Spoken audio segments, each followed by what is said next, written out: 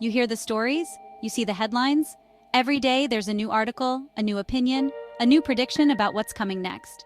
China, the big one, the country everyone's watching. The world's eyes are fixed on its cities, its people, its every move. By 2025, the narrative says they've already eaten the world's lunch and are eyeing dessert. The pace is relentless, the ambition unmistakable. People talk about China like it's a monolithic beast, all gears and surveillance. But that's just the view from 30,000 feet. It's easy to reduce it to a headline, a statistic, a stereotype. Down on the ground, it's messier, more human. 1.5 billion people all hustling at once. Each person with their own dreams, worries, and daily grind. The China I first saw is a ghost now. The old rhythms, the slower pace, the faded colors of memory, gone, replaced by something new. Today, it moves at a speed that defies logic. Blink, and the skyline changes. Pause, and the world rushes past. It's not just factories anymore. It's art, tech, fashion, and a new global confidence. Young people are creating, inventing, and expressing themselves in ways the world never expected. They're not copying the West. They're writing their own playbook, and the world is watching. The rules are changing, and China is setting the pace. The China of 2025 is a place of dizzying contrasts. High-speed trains slicing through ancient hills, technology and tradition colliding at every turn. Grandmothers paying for dumplings with a tap. The future and the past, side by side in the palm of your hand. Skyscrapers rise in a month, but the slow art of tea still matters. In the rush to modernize, some rituals remain untouched, grounding people in something timeless. This isn't a simple story of good or bad. It's a billion protagonists, each with their own hustle. Every face in the crowd has a story, a struggle, a hope for tomorrow. Is China the world's most sinful country? That's a headline for outsiders. Is ambition a sin, or is it just the price of progress? Is building a better life for your kids a sin? I don't know. For most, it's just survival and maybe a little bit of dreaming. What I do know, you can't understand a place by judging it. You have to look closer, listen longer, and let go of what you think you know. You have to sit down with it, break bread, let it get under your skin. Only then do you start to see the real story, the one that doesn't fit in a headline. China, more than anywhere, does exactly that. It gets under your skin, challenges your assumptions, and refuses to be simple. Forget the cliches. The real story is in the details, in the hands that make, the voices that argue, the laughter that fills the air. It's a relentless forward march, but also a place that remembers. The past is never far away, even as the future races forward. The greatest show on earth? Maybe, but you have to be willing to get a little lost. Only then can you find what's real. This is China, complicated, chaotic, and impossible to ignore. It's a place that demands your attention and rewards your curiosity. And that's just the beginning. The story is still being written, and no one knows how it ends. The cities, Shanghai, Beijing, Shenzhen, rise from the haze like sci-fi dreams. These aren't just cities, they're ecosystems, self-contained worlds of steel and glass. A generation ago, this was marshland. Now it's a skyline meant to intimidate. But the real story is in the medium-sized cities of 10 million, where transformation is raw and visceral. New high-rises climb over old neighborhoods. Construction is the national anthem. Electric scooters glide silently, a quiet revolution replacing the old chaos. The countryside is changing too. Bullet trains link remote villages to megacities in hours. Some villages look untouched, but look closer. Solar panels, farmers on smartphones. There are ghost cities and rural communities struggling as youth chase city dreams. This isn't a fairy tale. It's messy, chaotic reinvention. The landscape, from skyscrapers to terraced fields, tells a story of a nation grappling with its identity. It's beautiful and heartbreaking to witness. Progress here is relentless, but never simple. China is always in motion. Culture in China is a battlefield. Ancient traditions clash and fuse with the hyper-modern. In the park, elders practice Tai Chi while teens film dance videos for social media. Young designers remix Ming Dynasty art into fashion. Chefs deconstruct classic dishes. The past isn't a museum piece, it's alive, constantly reinterpreted. Wealth has created a new culture of luxury and status, but it's more than consumerism. It's a symbol of success for a generation raised on hardship.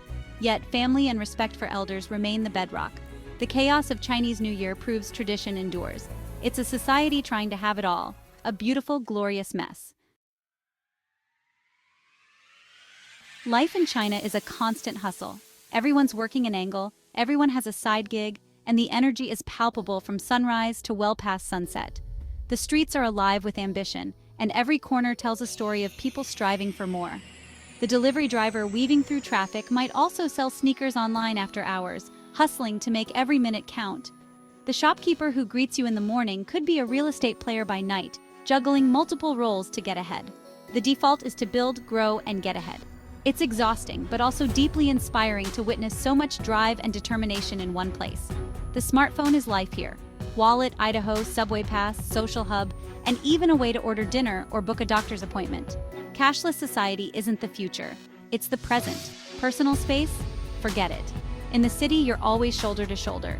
Rush hour is a full contact sport, but there's no malice. Just millions moving with purpose, all part of the same daily dance. Life is lived out loud. Talking, laughing, slurping noodles, sharing stories and meals in the open air. What seems rude in the West is just life here, animated, direct, and always in motion. The midday nap is sacred.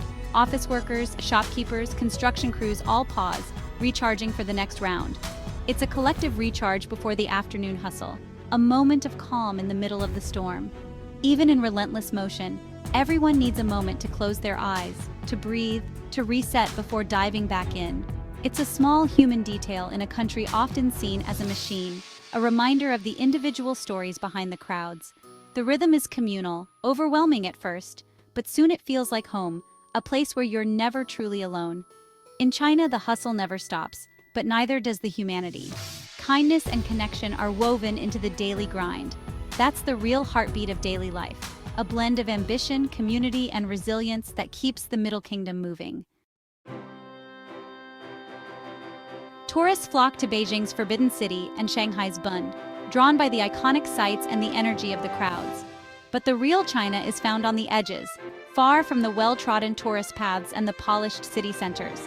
It's in places beyond the glossy brochures, where the high-speed rail lines finally stop and bumpy bus rides begin. Head to Yunnan, where snow-capped peaks rise above misty valleys, tropical jungles teem with life, and dozens of ethnic groups call ancient towns and breathtaking gorges home. Here, every sunrise paints the rice terraces gold. Or go west to Xinjiang, complicated, beautiful, and endlessly fascinating, a crossroads of cultures on the old Silk Road. Kashgar's winding alleys and turban feel more Central Asian than Chinese. Their architecture and spirit echo ancient trade routes. The air here is thick with the scent of cumin and sizzling lamb. Markets swirl with Uyghur, Kyrgyz, and Han traders, each face telling a different story, each stall a blend of cultures. It's a reminder of China's vast diversity.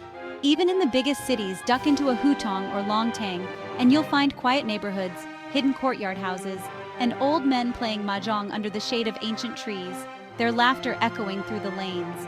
This is where real life happens, where the best food is served at humble stalls, and the most honest conversations are found over steaming bowls of noodles or cups of tea. It's a China that moves at a slower, more human pace, where time seems to stretch and daily rituals matter. The edges reveal the country's soul, showing you a side of China that few ever see. You have to get a little lost to find it, to wander without a plan and let curiosity lead the way. The adventure is off the beaten path, waiting for those willing to explore beyond the obvious. That's where China gets in your blood and stays with you long after you leave. Chinese food isn't what you think. It's a universe, not a takeout menu. Each province has its own culinary identity. Eating here is like listening to music. What kind? Where? In Sichuan, peppercorns numb and burn. Mapo tofu should make you sweat. Dan Dan noodles make you question your life. It's not just heat, it's a symphony of flavors. Chili, garlic, ginger, fermented beans. In Guangdong, it's about subtlety. Dim sum, perfectly steamed fish, roast goose with shattering skin. The best food? On the street lamb skewers in Xi'an, Jianbing in Beijing, mystery noodles from a cart. The soul of China is found in a plastic bowl on a tiny stool on the side of the road. Food is a religion here, diverse, complex, and unforgettable. Every meal is an adventure. The real China is tasted, not just seen. Come hungry. China is a paradox, run by a communist party, but fiercely capitalist. It's futuristic and superstitious. People use AI apps to pick lucky days. Freedom is complicated, the internet is censored, but personal and economic freedom can be staggering. Here, freedom is less about what you say, more about what you do. Many accept the trade-off. Stereotypes say Chinese are reserved and obedient, but you'll find fierce individualism, countercultures, and innovators everywhere. People navigate the system, finding cracks to live as they want. They're not drones, they're survivors and dreamers. China is frustrating and fascinating, efficient and chaotic.